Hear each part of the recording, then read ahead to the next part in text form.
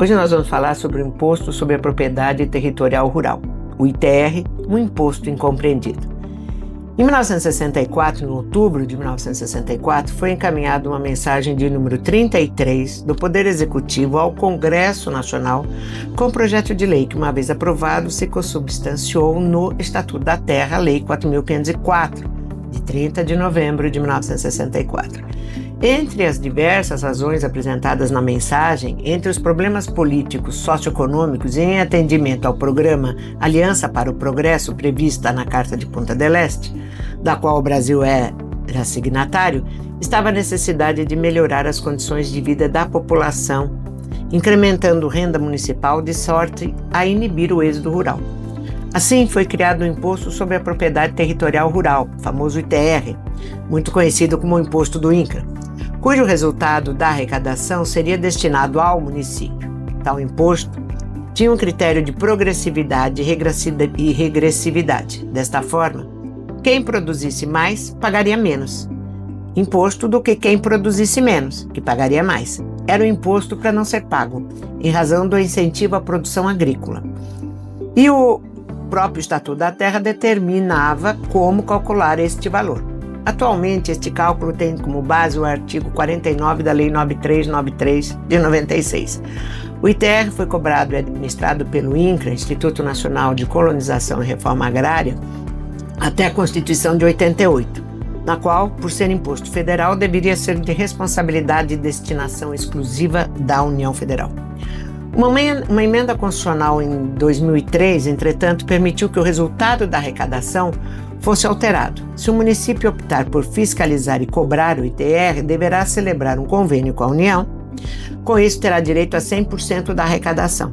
Em caso contrário, o município terá direito a 50% da arrecadação do ITR e o remanescente fica para a União.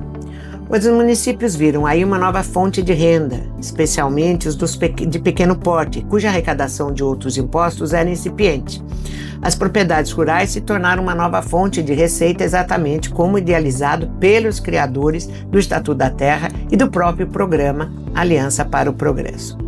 No ITR, a base de cálculo é o valor da terra nua, que representa o valor do imóvel sem accessões, benfeitorias, culturas, pastagens, cultivado ou não, e outras melhorias.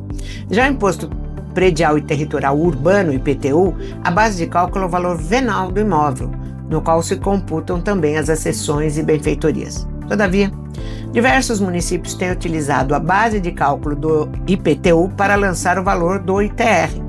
Sem dúvida, isso resulta em um aumento indevido da arrecadação municipal, pois se empregam bases de cálculos equivocadas para o lançamento do ITR. Em alguns municípios, há uma supervalorização da terra nua, permitindo a cobrança do imposto fora dos padrões aceitáveis. Por outro lado, a cobrança do ITR em áreas urbanas, o que também é irregular. Contudo, deve-se lembrar que, ainda que a propriedade esteja situada na zona urbana ou de expansão urbana, se o proprietário comprova que ele exerce atividade agrária, ele deve pagar o ITR e não o IPTU. E isto, muitas vezes, ele precisa ir à justiça para poder ter esta alteração, continuar pagando o ITR. A Receita Federal mantém um sistema de preços de terra no qual são inseridos os dados de preços fornecidos pelos municípios. Esse sistema pode ser complementado com informações de entidades que atuam na pesquisa de preços, como o próprio INCRA, as Secretarias Estaduais da Agricultura e entre outras entidades. As autuações indevidas geram enormes prejuízos aos proprietários rurais, que se veem obrigados a acionar o Poder Judiciário para garantir seus direitos constitucionalmente assegurados. Uma das providências necessárias é a obtenção de um laudo técnico elaborado por agrônomo ou agrimensor com a devida responsabilidade técnica junto ao Conselho Regional de Engenharia e Agronomia, contendo a avaliação do preço do mercado do imóvel. Tal laudo permite contestar o imposto lançado sobre a propriedade rural, que em muitos casos é calculado sem observância de qualquer critério técnico adequado. A questão gerada por esse imbróglio só será pacificada quando forem utilizados critérios técnicos para valorar o valor da terra nua, levando-se em conta fatores como logística, recursos hídricos, vias de acesso, zoneamento agrícola, entre outros dados. Em um mesmo município, nós encontramos diferentes perfis de imóveis e não pode se aplicar um único critério a todos os imóveis rurais existentes. Os critérios mais objetivos conduzem a uma tributação de melhor qualidade, favorecem a expansão da atividade agrária, seja do produtor familiar ou do agronegócio, incentivam a produção agrícola e, sem dúvida, garantem a segurança alimentar.